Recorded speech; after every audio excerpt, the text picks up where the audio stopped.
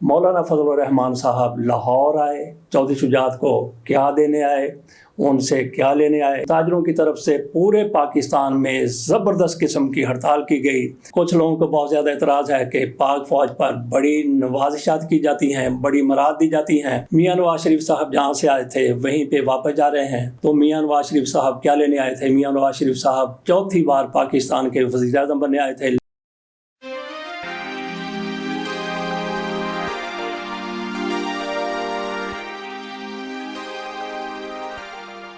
बिस्मिल्लाहिर्रहमानिर्रहीम। बात शुरू करते हैं ताजरों की हड़ताल से कितनी ज़्यादा कामयाब हुई। लेकिन उससे पहले मैं आपको ये तस्वीर दिखाता हूँ। मौलाना फजल रहमान साहब चौधरी शुजात हुसैन साहब से मुलाकात कर रहे हैं। कैप्शन में भी यही लिखा हुआ है, लेकिन ना जाने क्यों इस मुलाकात पर मुझे दो गाने याद आ गए। फिल्म दी तू अजे ना सौरे जा कुड़िए, तेनू नवे ब्याह दा चा कुड़िए, और दूसरा गाना अभी ना जाओ छोड़कर दिल अभी भरा नहीं। पता नहीं क्यों ये गाने मुझे दो याद आ गए इन दोनों की मुलाकात से। मौलाना फजल रहमान साहब लाहौर आए, चौधरी शुजात को क्या देने आए, उनसे क्या लेने आए। ये तो बात समझ आती है कि आसिफ अली जरदारी की तरफ से मौलाना फजल रहमान के घर जाके उनसे मुलाकात की गई और उनको मायल करने की, आमादा करने की कोशिश की गई कि हमने आइन साजी करनी है, हमने कानून साजी करनी है, हमने कई जजों को जज बनाना है, कई जजों को हमने तौसीह देनी है, हमने ये करना है, हमने वो करना है, हमने अदलिया के लिए एक पैकेज लाना है, जुडिशल पैकेज लाना है। इस हवाले से आप हमारी मदद करें। उसकी तो समझ आती है, लेकिन चौधरी शुजात हुसैन से मौलाना फजल रहमान जाकर क्यों मिले और ये गाने फिल्म दी क्यों ज़ुबान पर चले आए, ये नाज़रीन आप खुद भी थोड़ा सा इस पर गौर कीजिए। हम भी सोचते हैं। बात आप कर लेते हैं हड़ताल की। ताजरों की तरफ से पूरे पाकिस्तान में ज़बरदस्त किस्म की हड़ताल की गई। इस हड़ताल को कामयाब अगर नहीं कहेंगे तो फिर क्या कहेंगे। ये कभी नहीं होता कि 100% दुकानें बंद हो जाएं, लेकिन अगर 50% से ज़्यादा दुकानें बंद हो जाएं, कारोबार बंद हो जाएं, लोग हड़ताल में शामिल हो जाएं, तो उसको कामयाब तरीन हड़ताल कहा जाता है। ये तो यूँ लगा कि कई शहरों में 80% कारोबार बंद रहे। इससे ज़्यादा कामयाब और क्या हड़ताल होगी। और जो ताजरों के मुतालबात थे, 7 सियासी जमातें भी कुछ मिल गई, तो ताजरों के मुतालबात कतई तौर पर गलत नहीं थे, ना समझ आने वाले नहीं थे। बिल्कुल उनकी तरफ से जो कुछ कहा जा रहा था, ये आपके लिए भी, मेरे लिए भी, ताजरों के लिए भी, आम पाकिस्तानियों के लिए भी वो बेहतरी की बात कर रहे थे। जिस तरह से टैक्स लगा दिया गया, जिस तरह से बिजली की कीमतें बढ़ा दी गई, बिल बढ़ा दिए गए, जिस तरीके से IPP के साथ मुआहदे हैं, तो ताजरों की तरफ से कुछ गलत नहीं कहा गया। तो जो मुस्लिम लीग नून के हामी ताजर हैं, पीपल्स पार्टी के हामी ताजर हैं, या हुकूमती पार्टियों के हामी ताजर हैं, उनकी तरफ से कहा गया कि हड़तालें हल नहीं है, आएँ मुज़ाकरात करें, मेज़ पर बैठें, मामलात मिल बैठ के तय करें।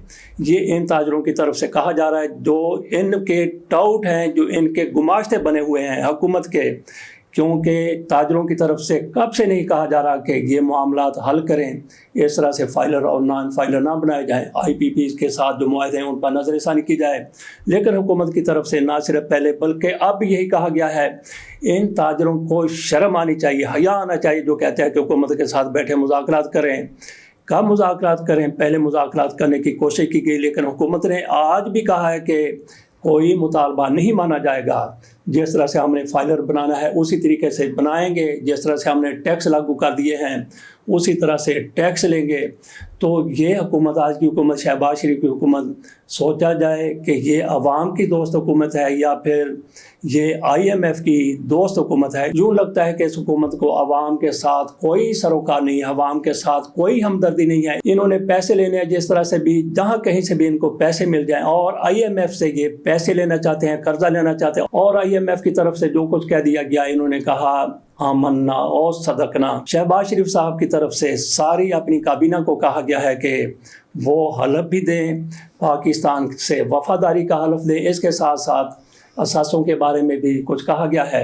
ये खबर हमने ली है दुनिया से, और दीगर अखबारात में भी छोटी छोटी करके ये खबर शाया की गई है। मुस्लिम लीग नून के पार्लियामेंटेरियन से कहा गया है, काबीना के अरकान से कहा गया है कि वो पाकिस्तान से वफादारी का हलफ दें।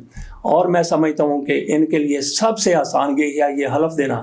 आएंगे, भागे भागे आएंगे, दौड़े दौड़े आएंगे, जनाब ये हलफ, ये हलफ, ये हलफ। یہ وہ لوگ ہیں جو عدالت میں جاتے ہیں، وہاں پہ جا کے کہتے ہیں کہ جو کہوں گا، سچ کے سوا کچھ نہیں کہوں گا، اور اس کے بعد یہ سچ کے سوا سارا کچھ کہتے ہیں، جھوٹ بولتے ہیں۔ ایسے حلف کی بھی یہ تو پاسداری نہیں کرتے۔ وہاں پہ جا کے جس طرح یہ وعدہ کرتے ہیں، عہد کرتے ہیں، لیکن فوری طور پر جھوٹ بولتے ہیں۔ کون سا سیاستدان ہے اور کون سا وکیل ہے جو جھوٹ نہیں بولتا؟ اور یہ لوگ، ان کے لیے کتنا آسان ہے یہ حلف جمع کروا دینا۔ یہ جتنے زیادہ پڑھے لکھے ہیں، جتنے زیادہ دانشور ہیں، ایسا ہی مجھے ایک چور دانشور یاد آ گیا۔ ان کو بھی کچھ لوگ چور کہتے ہیں، میں بہرحال نہیں کہتا۔ اس چور کو پکڑا گیا تو اسے کہا گیا کہ تو نے چوری کی؟ اس نے کہا جی میں نے بالکل چوری نہیں کی، میں نے بالکل چوری نہیں کی، میں یہ گواہ لے آتا ہوں، میں وہ گواہ لے آتا ہوں۔ تو کسی نے کہا کہ ٹھیک ہے، اس کے سر پر قرآن رکھو۔ ان کی طرح کا پڑھا لکھا تھا۔ اس نے کہا کہ مجھے دکھاؤ تو صحیح قرآن ہے کیا۔ جب اس کے سامنے قرآن پاک لایا گیا، شاید تازہ مسلمان ہوا تھا یا مسلمان ایسا تھا، ان کی طرح زیادہ ہی پڑھا لکھا مسلمان تھا۔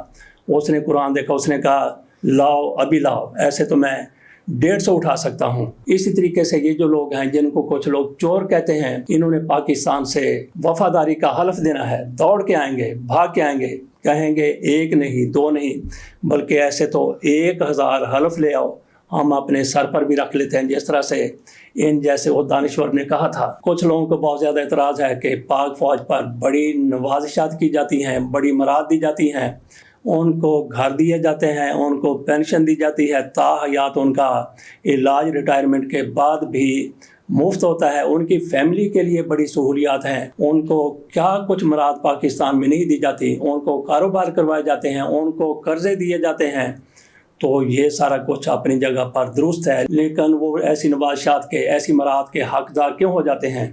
صرف اس لیے ہوتے ہیں کہ اپنی جان اپنے وطن پر، اپنی قوم پر نشاور کرنے کے لیے ہم وقت تیار رہتے ہیں۔ تو کیسے تیار رہتے ہیں؟ ہمیں پتہ ہے کہ آج بھی دہشت گردی کا مقابلہ کرتے ہوئے کتنے پاک فوج کے سپوت جامع شہادت نوش کر رہے ہیں، اور بارڈروں پر بھی نہ دن دیکھتے ہیں، نہ رات دیکھتے ہیں، نہ طوفان دیکھتے ہیں، اپنی ڈیوٹی کرتے ہیں۔ اور اس کے مقابلے میں پولیس والے دیکھ لیں، کچھ پولیس والے کچے میں آپریشن کے لیے بھیجے گئے، ان کو فاروق آباد سے بھیجا گیا تھا، فاروق آباد سینٹر سے راستے میں جاتے ہوئے، شاید ظاہر پیر جگہ کا نام ہے، وہاں پہ یہ 15 لوگ تھے۔ انہوں نے کہا گاڑی روکو، گاڑی روکی گئی۔ انہوں نے کہا بھئی ہم آگے نہیں جاتے، کچے میں جو گیا وہ کچے کے ساتھ کچا ہو گیا، وہیں مارا گیا۔ پولیس والے ابھی تو 12 وہاں پہ مارے گئے ہیں، ہم یہ گئے، ہم وہ گئے۔ وہاں سے یہ پولیس والے اتر گئے۔ ان کو بزدلی کا تانا دیں یا نہ دیں، کیونکہ ان کی تربیت جس طرح سے کی جاتی ہے وہ سب کے سامنے ہے۔ اس کے بعد وہاں کا جو انچارج تھا، اس نے آ کے بتایا کہ جناب 15 کے 15 گاڑی سے اترے، اپنے گھروں کے چلے گئے۔ انہوں نے کہا کہ ہم مرنے کے لیے تیار نہیں ہیں۔